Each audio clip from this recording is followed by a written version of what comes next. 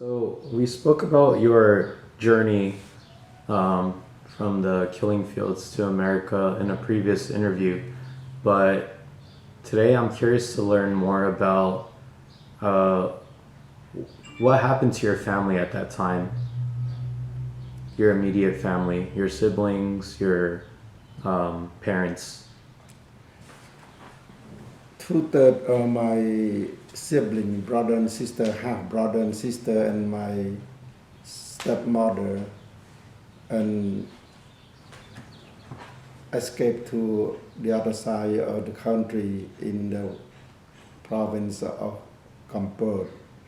And my two brothers and I moved to the other side of the country looking for my dad, and we left the capital Phnom Penh, and my other two older brother moved to Kampong Cham province because that my dad military is based and over there, and plus I believe three or four of my half brother and sister live with my dad at the military camp base.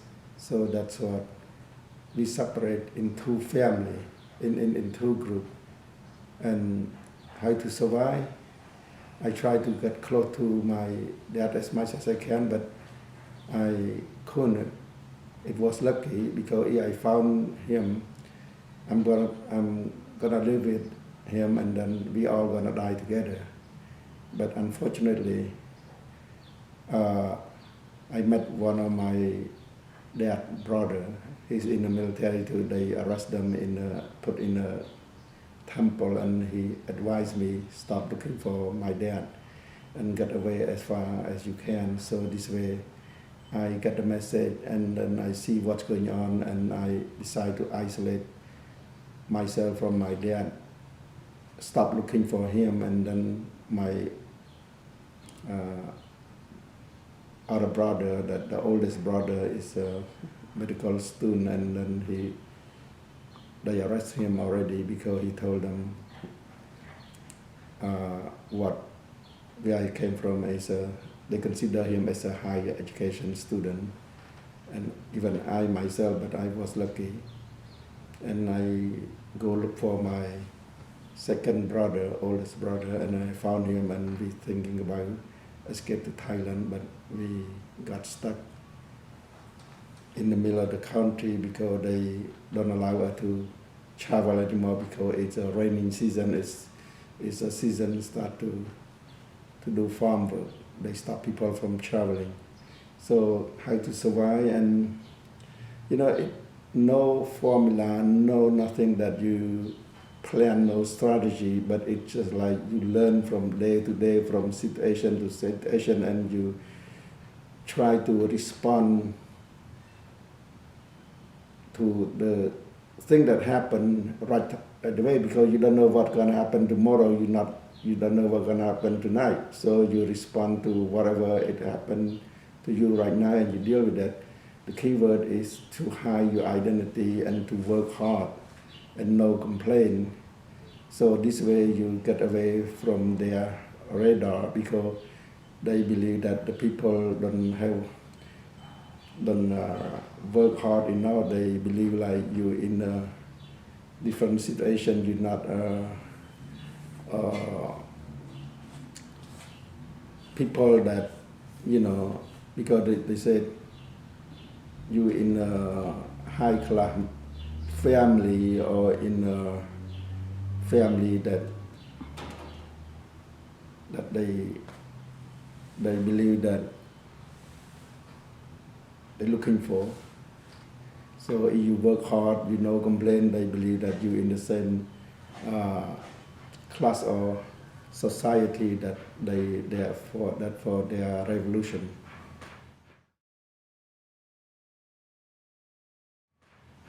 So you mentioned your two brothers. Were you all together at the time of the killing fields era, or did you guys all get separated? Starting April 17, I left the capital with my oldest brother, the one in medical student, and my second brother, he stay with my uncle family in the other side of the capital. That's what, when you live like half mile away from each other, so you might separate from each other for life. It's not like you can look at like, okay, like 5 blocks while you live in the capital. 5 blocks you can, if you happen to separate from each other at the time, maybe you don't see each other for life. So my second brother live in the other side of the capital. So when they are you to move out of the capital, if at the point you go to the southern of the city, and the other one live in the western, west side of the city, you probably don't see each other for life. How'd you manage to find your older brother? My first brother, one day arrested him and as a student, and at that time I said already, because I was lucky. First, they called my name out of the student group and sent me to another camp. And when I got to that camp, it happened to be a military camp. And then I thought, what's going on? This is for military. I was a student, and why they put me in military camp? And a week later they said, okay, sorry, this is a soldier camp. So they released me. That's what I separate from my first brother, my oldest brother. So when I come looking for my dad, and I met my uncle said, stop looking for your dad. And then I'm thinking about, we cannot live in this country anymore. We have to escape the country. That's what I know my other brother still the other side of the country. That's what I travel to go get him to escape. That's what I go get my second brother. And then, like I said, in the rainy season by that time, so they stop us from traveling, so I still stay together with my brother that now he lives in the United States too.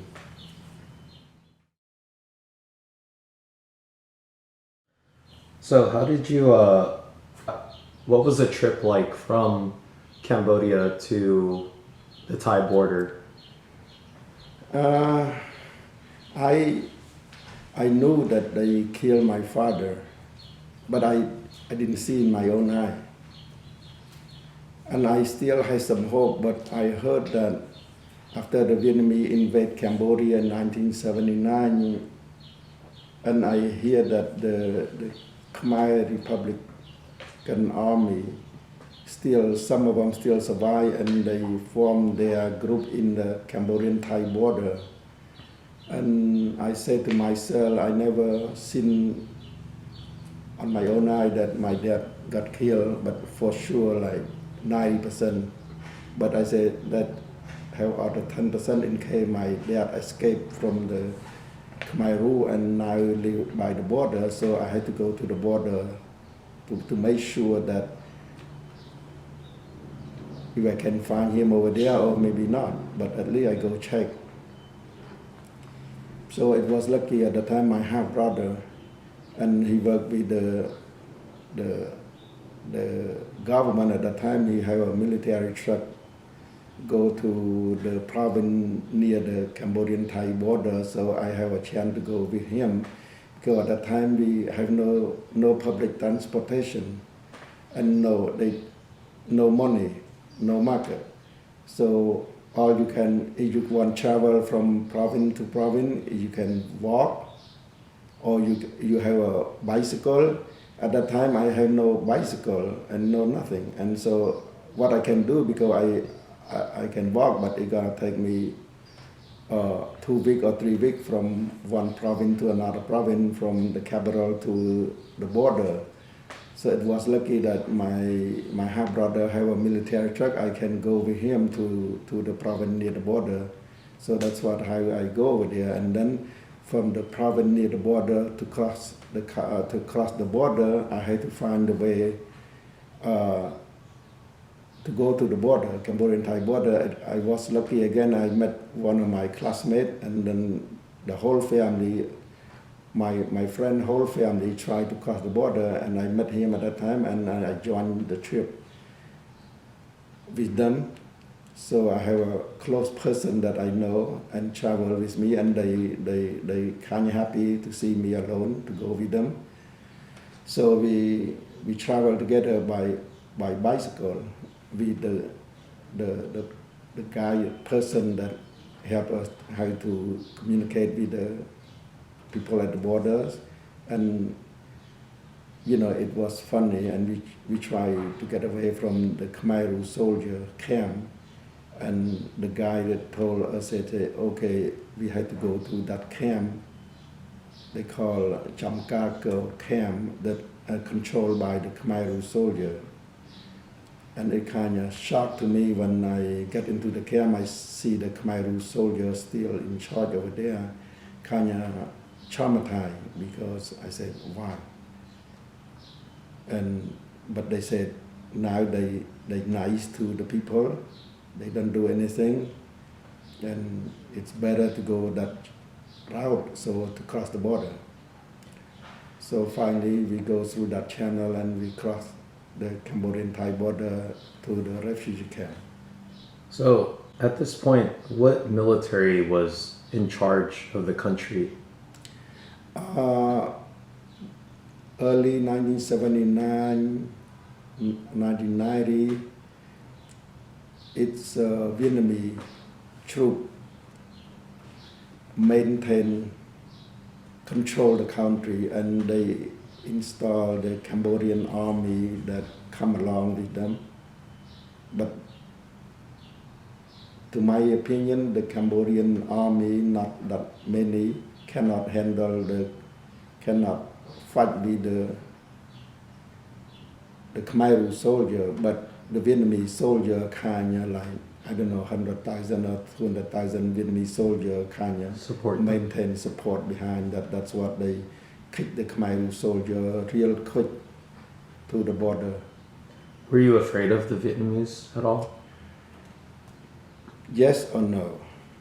But in reality, the Vietnamese soldier, they don't pay that much attention to you. Their job is to kick the Khmer Rouge soldier out of the country. So, and at the meantime, they take care of the people like myself, because if they don't fight enough to kick the Khmer Rouge soldier out of the country, the Khmer Rouge soldier gonna take the people as a human shield to go along, and a lot of people that the Khmer Rouge soldier take along with them and use as a human shield to protect the Vietnamese from fighting. And the Vietnamese kind of, at that time, kind of be like, okay, to Cambodian people, Vietnamese as a history enemy.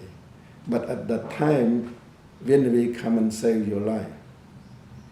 And at that time, you don't have to think about, oh, you my history enemy. You don't know how I'm survive from time to time, from hour to hour, from day to day. So it just you live by a moment. You cannot analyze or figure out left and right who the bad guy, who the good guy. If you look at the people that accuse you right now, is a history enemy of the country, and the people that you try to run away from them, that the one that killed 3 million people during, they call it Cambodian genocide, the killing field. So no way to think about that. It just live by the moment, decide, make a wrong decision or right decision at that time.